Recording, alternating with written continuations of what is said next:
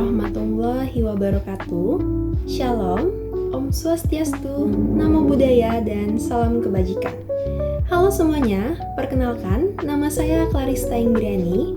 Saya merupakan mahasiswi Universitas Bangka Belitung dari jurusan Hukum, Fakultas Hukum dengan NIM 4012411015. Kali ini, saya akan menjelaskan mengenai desentralisasi, dekonsentrasi, dan tugas pembangunan daerah, serta wewenang pemerintah daerah. Yang pertama, saya akan menjelaskan mengenai desentralisasi. Pengertian desentralisasi adalah penyerahan wewenang pemerintahan dari pemerintah pusat kepada pemerintah daerah untuk mengatur dan mengurus sendiri urusan pemerintahan dalam sistem negara kesatuan Republik Indonesia. Kemudian yang kedua, dasar hukumnya ada pada pasal 18 Undang-Undang Dasar 1945, Undang-Undang Nomor 23 Tahun 2014 tentang Pemerintahan Daerah, dan Peraturan Pemerintah Nomor 12 Tahun 2017 tentang pembinaan dan pengawasan penyelenggaraan pemerintahan daerah. Kemudian, jenis-jenis desentralisasi. Yang pertama, desentralisasi politik. Contohnya, pemilihan kepala daerah secara langsung oleh rakyat. Yang kedua, desentralisasi administratif. Contohnya, pendelegasian kewenangan pelayanan, pendidikan, kesehatan, dan perizinan ke daerah. Yang ketiga, desentralisasi fiskal. Contohnya, pengelolaan APBD, pemungutan pajak daerah seperti pajak hotel, restoran, dan reklame. Yang keempat, desentralisasi fungsional. Contohnya, otoritas tertentu diberikan kepada lembaga non-pemerintah seperti BUMD. Kemudian, tujuan desentralisasi. Yang pertama, mendekatkan pelayanan kepada masyarakat.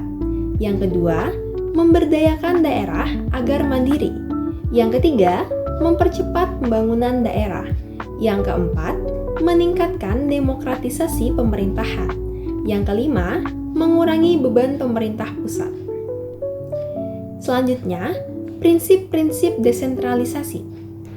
Yang pertama, otonomi seluas-luasnya. Yang kedua, keadilan dan kesetaraan antar wilayah.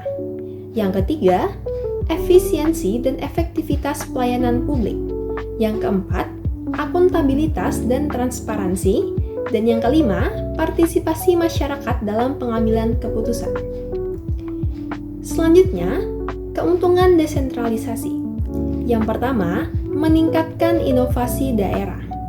Yang kedua, menumbuhkan rasa kepemilikan lokal atau local ownership. Yang ketiga, pemerintah daerah lebih responsif terhadap kebutuhan masyarakat. Yang keempat, pemerataan pembangunan. Selanjutnya, tantangan desentralisasi. Yang pertama, ketimpangan kapasitas antar daerah. Yang kedua, korupsi dan kolusi di daerah. Yang ketiga, politik lokal yang tidak stabil. Dan yang keempat, ketergantungan fiskal terhadap pusat. Selanjutnya, saya akan menjelaskan mengenai dekonsentrasi.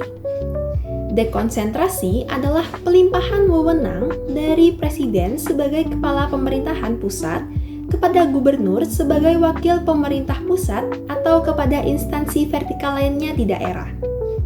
Contoh dekonsentrasi. Yang pertama, Kementerian PUPR mengelola proyek jalan nasional di daerah. Yang kedua, balai-balai kementerian di daerah seperti Balai Pelaksanaan Jalan Nasional, Balai Bahasa. Kemudian yang ketiga adalah pencatatan sipil dan statistik oleh BPS. Kemudian, tujuan dekonsentrasi. Yang pertama, efisiensi pelaksanaan kebijakan pusat di daerah. Yang kedua, mempermudah koordinasi antar wilayah. Yang ketiga, memastikan program nasional dijalankan sesuai arah pusat. Selanjutnya, kelebihan dekonsentrasi. Yang pertama, mempercepat koordinasi program nasional. Yang kedua, menjaga kesinambungan antar pusat dan daerah. Yang ketiga, cocok untuk urusan yang menyangkut kepentingan nasional. Selanjutnya, kelemahan dekonsentrasi. Yang pertama, kurangnya fleksibilitas dalam implementasi. Yang kedua, tidak memberdayakan masyarakat lokal. Dan yang ketiga, sering dianggap sebagai perpanjangan tangan pusat saja.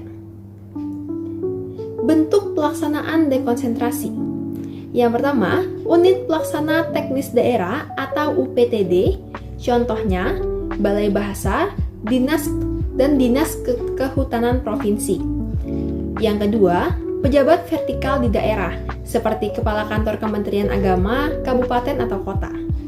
Yang ketiga, Gubernur sebagai wakil pemerintah pusat, yang menjalankan fungsi pengawasan lintas kabupaten atau kota. Kemudian, selanjutnya, saya akan menjelaskan mengenai tugas pembangunan daerah. Tugas pembangunan daerah adalah upaya yang dilakukan oleh pemerintah daerah untuk merencanakan dan melaksanakan pembangunan secara sistematis dan berkelanjutan dalam rangka meningkatkan kesejahteraan rakyat. Bentuk program pembangunan ada dua, yaitu fisik, pembangunan infrastruktur seperti jalan, jembatan, irigasi, dan fasilitas umum. Adapun bentuk non-fisiknya yaitu peningkatan SDM atau sumber daya manusia, pendidikan, layanan kesehatan, dan ketahanan sosial budaya. Selanjutnya, instrumen perencanaan pembangunan daerah. Yang pertama, ada RPJPD atau Rencana Pembangunan Jangka Panjang Daerah, yaitu 20 tahun. Selanjutnya, RPJMD atau Rencana Pembangunan Jangka Menengah Daerah, yaitu 5 tahun. Dan RKPD atau Rencana Kerja Pemerintah Daerah, dihitung dalam bentuk tahunan. Dan Musrenbang atau Musyawarah Perencanaan Pembangunan sebagai forum partisipasi masyarakat. Pelaksanaan pembangunan didanai melalui APBD, Dana Alokasi Umum atau DAU, Dana Alokasi Khusus atau DAK, dan Pendapatan Asli Daerah atau PAD. Selanjutnya, asas pembangunan daerah. Yang pertama, berbasis potensi lokal. Yang kedua, berwawasan lingkungan. Yang ketiga, berkeadilan sosial. Yang keempat, berorientasi pada hasil atau outcome based. Dan yang kelima, bersinergi dengan pembangunan nasional. Contoh program pembangunan di daerah. Dalam bidang ekonomi, adanya pengembangan UMKM, pasar rakyat digital. Kemudian dalam bidang pendidikan, adanya beasiswa daerah dan sekolah unggulan berbasis budaya lokal. Di bidang kesehatan, adanya pembangunan puskesmas 24 jam dan adanya ambulan desa. Dalam bidang infrastruktur, adanya jalan usaha tani dan jembatan penghubung desa. Dalam bidang sosial, adanya program penanggulangan kemiskinan berbasis komunitas. Partisipasi masyarakat dalam pembangunan diwadahi melalui Musrenbang Des, Musrenbang Cam, hingga Musrenbang Prof. LSM dan tokoh masyarakat terlibat dalam pengawasan dan pengusulan. Selanjutnya, saya akan menjelaskan mengenai wewenang pemerintah daerah. Wewenang utamanya, pemerintah daerah memiliki wewenang untuk menyelenggarakan urusan pemerintahan yang pertama, diserahkan secara konkuren oleh pusat, yang kedua, menjadi urusan rumah tangga daerah, dan yang ketiga, tidak bertentangan dengan kepentingan nasional. Untuk pembagian urusannya, yang pertama, urusan pemerintahan absolut.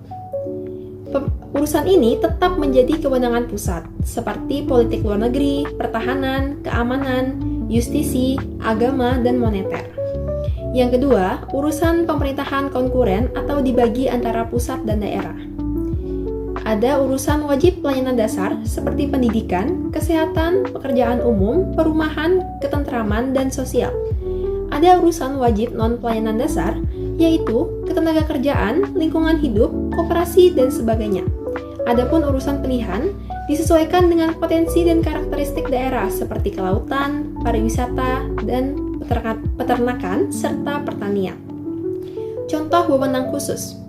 Yang pertama, di provinsi, seperti mengatur urusan antar kabupaten atau kota, seperti transportasi antar kota, dan pengelolaan sungai lintas daerah. Kemudian, di tingkat kabupaten atau kota, fokus pada pelayanan langsung ke masyarakat seperti pendidikan dasar, puskesmas, perizinan usaha mikro. Pengawasan dan evaluasi dilakukan oleh Inspektorat Daerah dan Kementerian Dalam Negeri. DPRD juga berfungsi sebagai pengawas kinerja eksekutif daerah. Baik, itu saja tadi penjelasan dari saya mengenai desentralisasi, dekonsentrasi, dan tugas pembangunan daerah, serta wewenang pemerintah daerah. Terima kasih telah menonton dan sampai jumpa.